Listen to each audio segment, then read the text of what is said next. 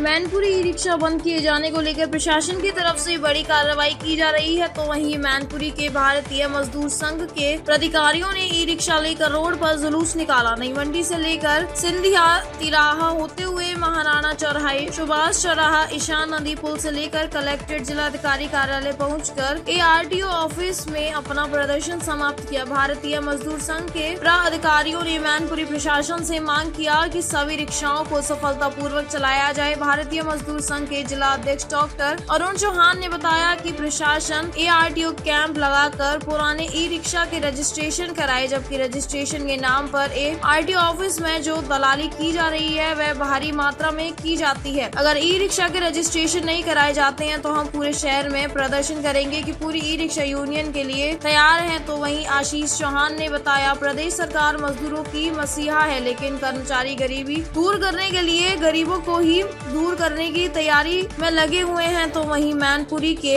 ARTO Shivam Yadav ने बताया है कि प्रदेश सरकार के निर्देशों का पालन करते हुए 1 अप्रैल से ऑटो ई रिक्शा अभियान चलाया जा रहा है। जिन ऑटो ई रिक्शाओं का रजिस्ट्रेशन नहीं है उनके खिलाफ कार्रवाई की जा रही है। जो प्रशासन कर रहे लोगों को मेरे द्वारा समझाया गया है, उन ई रिक्शाओं का रजिस्ट्रेशन RTO ऑफिस में करा लें और फिटनेस कागजात के लिए हम लोग एक कैंप लगाएं, जगह जगह उनमें सभी अपने कागज तैयार कर लें, उसके बाद ई रिक्शा को चला सकें।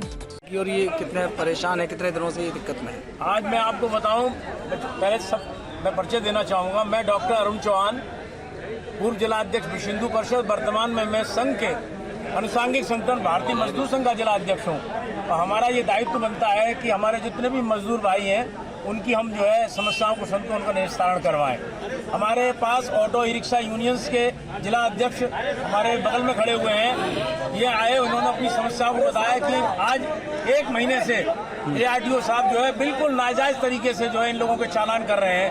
पुराने ई रिक्शा का रजिस्ट्रेशन नहीं है, तो ये प्रशासन शासन देखे कि भाई इनका रजिस्ट्रेशन हम कैसे करें। भाई पहले रजिस्ट्रेशन का कोई प्रावधान ही नहीं था, बैटरी से चलने वाले बैटरी रिक्शाओं का कोई प्रावधान ही नहीं था रजिस्ट्रेशन का। ये नया नियम अभी लागू हुआ है। हम ये चाहते हैं कि भाई अगर रजिस्ट्रेशन नहीं है तो हमारे जिलाधिकारी महोदय हैं, अधिकारी हैं, ये बैठ के कुछ सोचें इनके बारे में कि भाई इनका रजिस्ट्रेशन नगर पालिका से करा दिया जाए। कई नगर निगमों में 600 रुपए प्रति वर्ष के हिसाब से शुल्क लेकर उनका रजिस्ट्रेशन किया जाता है। तो हमारे जो ई रिक्शा पुराने हैं उनका रजिस्ट्रेशन कर दिया जाए। और फिर अगर किसी ई रिक्शा के वाले के पास ड्राइविंग लाइसेंस नहीं है, पहली बात तो ड्राइविंग लाइसेंस की कोई जरूरत नहीं थी, अगर जरूरत है तो मैं चाहता हूँ कि ARTO साहब,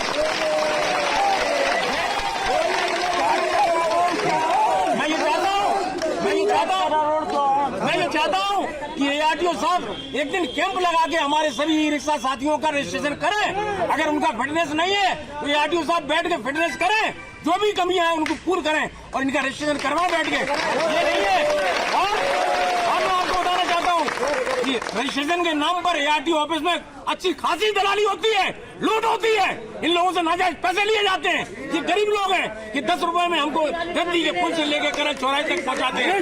मैं ये चाहता हूँ कि इनका एक्सपीडियन हो, और अगर इनका एक्सपीडियन हुआ तो मैं आज बधाई देता हूँ, हम नहीं मानेंगे, हर कीमत में हम भूख हड़ताल पर बैठेंगे। आप लोग तैयार हैं? मुझे भूख हड़ताल में बैठना पड़ेगा, लेकिन क्यों? मेरी सरकार है, मैं नहीं चाहता हूं मेरी आवाज योगी मोदी जी तक पहुंचनी चाहिए। गरीबों का उत्पीड़न, गरीबों का मसीहा हमारे योगी जी, उनको बदनाम किया जा रहा है एक षड्यंत्र के तहत।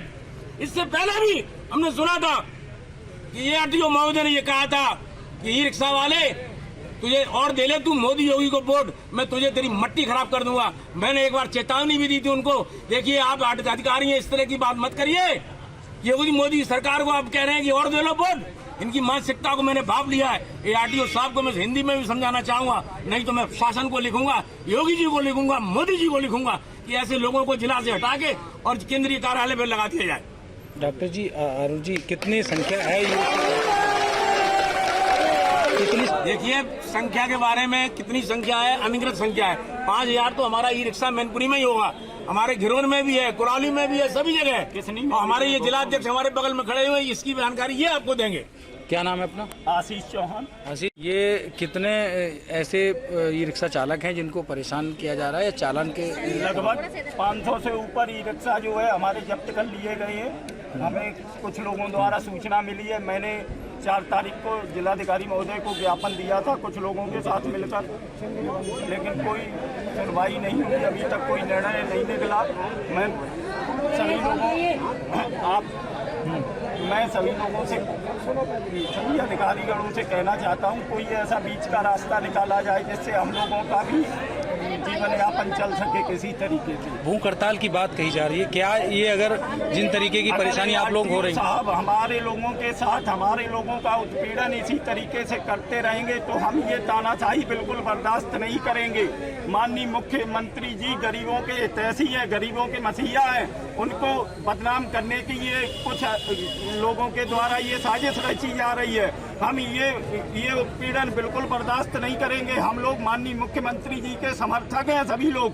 हम लोगों ने उन्हें वोट दिया था और माननीय ठाकुर जयवीर सिंह जी को मैनपुरी सदर से विधायक बनाया गया जब वो यहाँ से मंत्री बने कैबिनेट में। अगर वो हम लोगों की बात अगर नहीं सुनेंगे तो फिर किसकी सुनेंगे? हम लोगों के वो तैसी हैं माननीय मुख्यमंत्री जी। हम लोग क्या मांग करते हैं फाइनली क्या होना चाहिए आप लोगों को जिससे आपको राहत मिल सके? डॉक्टर साहब ने हमारे बताया कि जो है कोई रजिस्ट्रेशन करवाया जाए ऐसा जिससे कि हम लोगों को कम से कम फीस रखी जाए जो उचित फीस हो, यहाँ की दलाली ना हो। हम लोगों के साथ 500 रुपए का रजिस्ट्रेशन फीस रखी जाए या 500 से 1000 के बीच में रखी जाए, ये नहीं 5-5 हजार रख दी जाती है।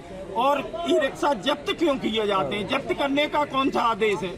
तो क्या इनकी कमाई बिल्कुल खत्म, क्योंकि एक ही रिक्शा कबाड़े में भी 20,000 रुपए का बिकता है, 13,000 की बैटरी बिकती है, 7,000 का कबाड़ा हो जाता है। तो इससे तो पुलिस वालों की और ARTO साहब की कमाई हो रही है, गरीबों को ही हटा दे रही है लोग। तो गरीबी हटाने के नाम क्या मांग करते हैं मुख्यमंत्री जी से? और मेरी मुख्यमंत्री जी से हाथ जोड़कर मांग है कि हम लोगों के साथ जरूर वो न्याय करेंगे। वो गरीबों के मसीहा हैं और हर योजना को हमारे लोगों के पक्ष में रखा। उन्होंने एक आदेश भी कुछ दिनों पहले यहाँ पर प्रदर्शन किया है, सैकड़ों की संख्या में आए थे, क्या मामला था?